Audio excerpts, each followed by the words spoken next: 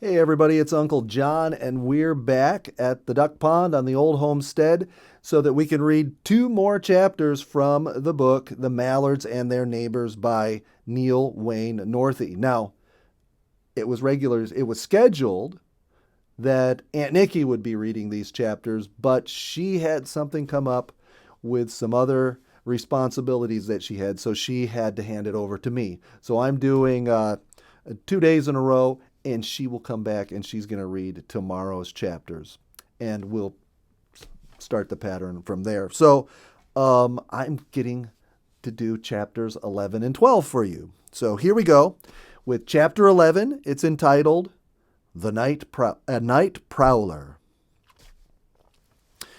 Virginia Opossum lived in a warm hollow log on the wood lot that joined the wide pasture on the old homestead. Virginia had lived there 2 years. Her nearest neighbor was Worker the Gray Squirrel, who lived in a big stick nest on the top of a tree not far away. His cousin, Chatterer the Red Squirrel, lived in a hollow den tree in the wide pasture, but Worker and Chatterer did not get along at all friendly. Virginia Opossum was not much interested in her neighbors. Sometimes Chatterer the Red Squirrel poked his head into Virginia's warm hollow log to see if Worker the Gray Squirrel had stored any nuts there that he could steal. But when he saw Virginia's pink mouth greeting him wide open with its rows of needle-like teeth, Chatterer went on about his business scolding. Bud Smith knew where Virginia lived, but he did not disturb her. He had found her home one day while he was in the woodlot with Nero the hound. Nero would sniff in every friendly burrow and warm hollow log that they passed. Then he would run and catch up with Bud and follow along behind until they passed another. Once, when Nero was walking behind Bud, he stopped suddenly and put his nose to the ground. Then he ran off across the woodlot, barking loudly for Bud to follow. You see, Virginia had passed by on her way home the night before, and Nero's keen nose led him right to her warm hollow log. When Bud looked in, there was Virginia, sound asleep. Or it might have been that she was pretending that she was dead. Bud called it playing opossum. You see, Virginia had a queer habit of playing dead whenever she was in danger. Perhaps that was why Nero the Hound was so anxious to catch her this time. Once he had surprised her at night on one of her journeys to the cornfield, and he had grabbed her by the back with his mouth and carried her away. He had thought Virginia was dead, so when he saw Ranger the Coyote running across the green meadows, he dropped Virginia and started after him. He thought he would come back after Virginia later.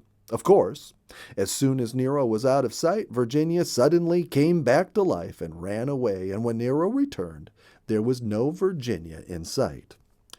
That was why Nero was so glad when he found Virginia's home, but Bud called him away and let Virginia sleep. It seemed she was always sleepy.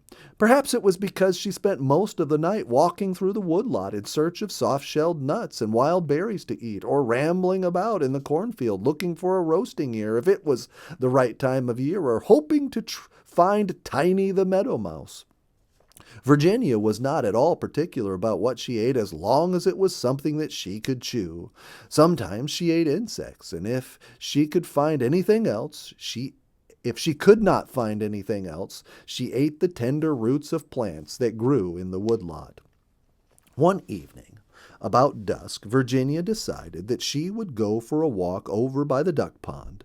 She had seen 11 babies, but that did not worry her at all. Oh no! Instead of leaving them at home to catch their death of cold, she took them right along with her. You see, Virginia had a warm sack on her stomach. As soon as her babies were born, she put them in the sack and carried them everywhere she went. They did not come out of the sack until they were more than 2 months old. Even after that, they left the sack.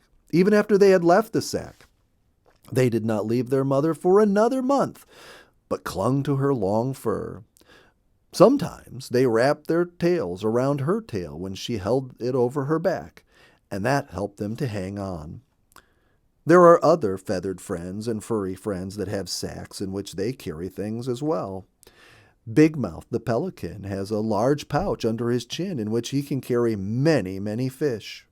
And Satchel Face, the pocket gopher, has a pocket on each side of his mouth in which he carries food and other things. Then there is Mrs. Kangaroo from Australia, who also has a sack on her stomach in which she carries her baby. Virginia Possum did not walk very fast. She was never in a hurry, no matter what she did. Sometimes she stopped and climbed bushes to see if she could find berries in them. At other places she stopped to dig in the ground for roots or tried to catch a large fat grasshopper. If she could have found the nest of Crooner the dove, she probably would have eaten the eggs or the dove babies, whichever happened to be there. Virginia thought she might eat the nests. Virginia thought she might find the nests of Mrs. Mallard or Mrs. Spoonbill or Mrs. Curlew or Mrs. Snipe in the marshy banks along the duck pond. Then she would have a feast if they were not watching. But Virginia walked so slowly that it was rather late when she arrived at the marshy banks. She was walking quietly through the fuzzy cattails and tumbled bulrushes, trying not to awaken anyone, when all at once she almost ran over Killdeer the plover. "Killdeer! Killdeer!" he piped as loudly as he could. "Killdeer! Killdeer!" Of course, that awakened all the little wild creatures, and they were out on the lookout for an enemy. And there was Killdeer the plover, circling over Virginia and saying, "Killdeer! Killdeer!" every place she went. So Virginia Possum turned and started back to her warm hollow log, carrying her babies with her and feeling as a boy does when he is caught in mischief. It was almost daylight when Virginia arrived at the woodlot, and she was very tired. She wanted to curl up and sleep, but Virginia knew that she would have to keep going if she was going to reach her home before the laughing yellow sun came up, and the laughing yellow sun told many secrets when he came out.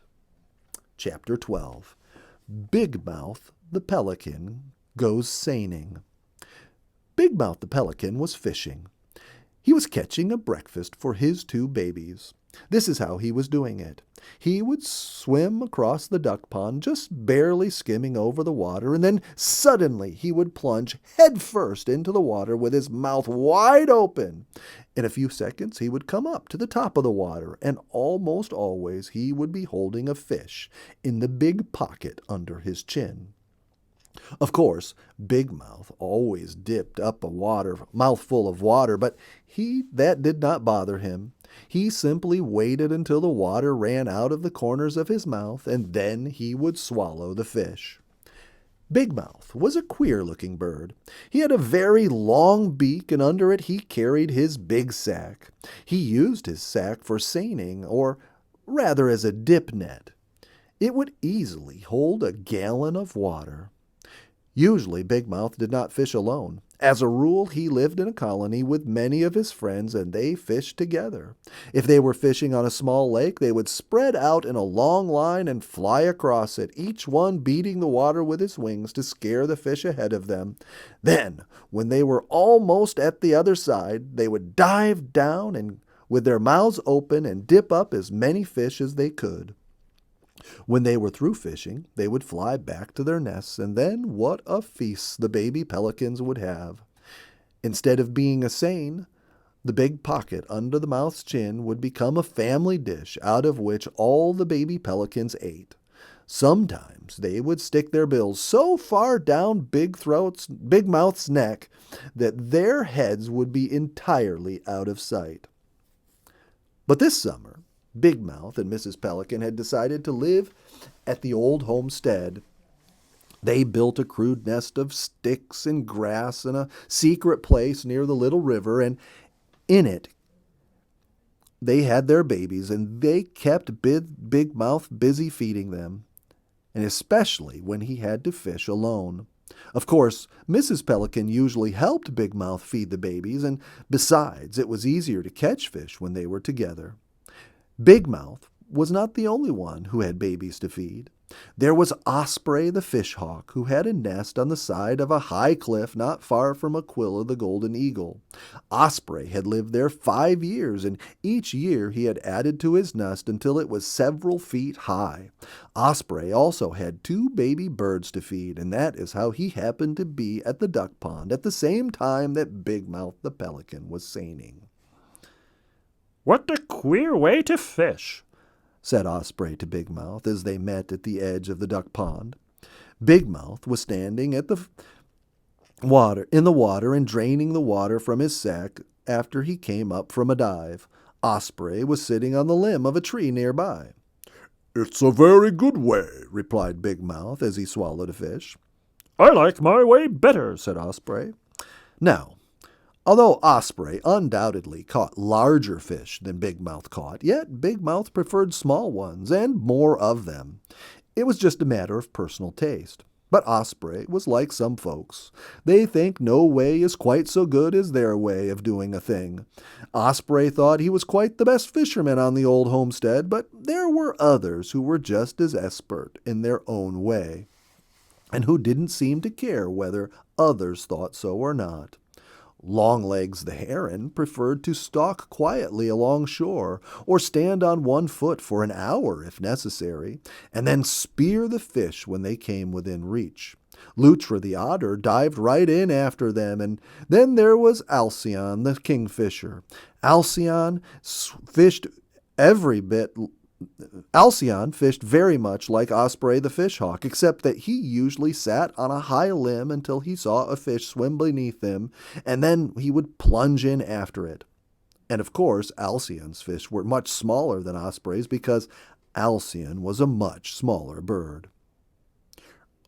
"I'll show you how I catch a fish," said Osprey, and away he flew.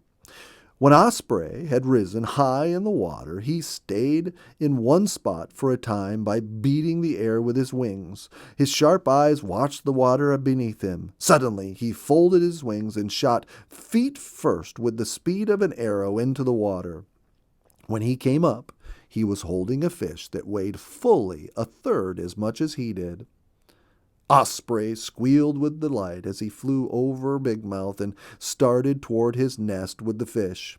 It was the largest fish he had ever caught in the duck pond.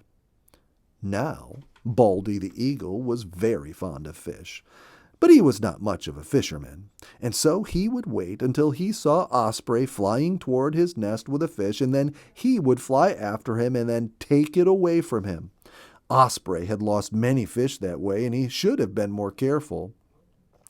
He was so interested in showing Big Mouth how to catch fish that he forgot all about watching for Baldy.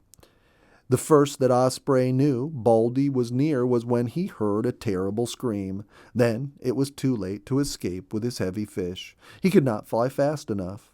There was nothing for Osprey to do but drop his fish. And that was just what Baldy wanted, and he swooped down and caught it in mid-air before it had fallen very far. Then Osprey had to go back and catch another fish and carry it to his nest when Baldy the eagle was not watching. Baldy was like some people who do not like to work. They would rather get someone else to do their work for them, and then after it is done, they expect to enjoy the results. But Baldy was worse, because he was a pirate and a bully. He could have caught his own fish, but he would rather take them from Osprey. And that's the end of chapter 12.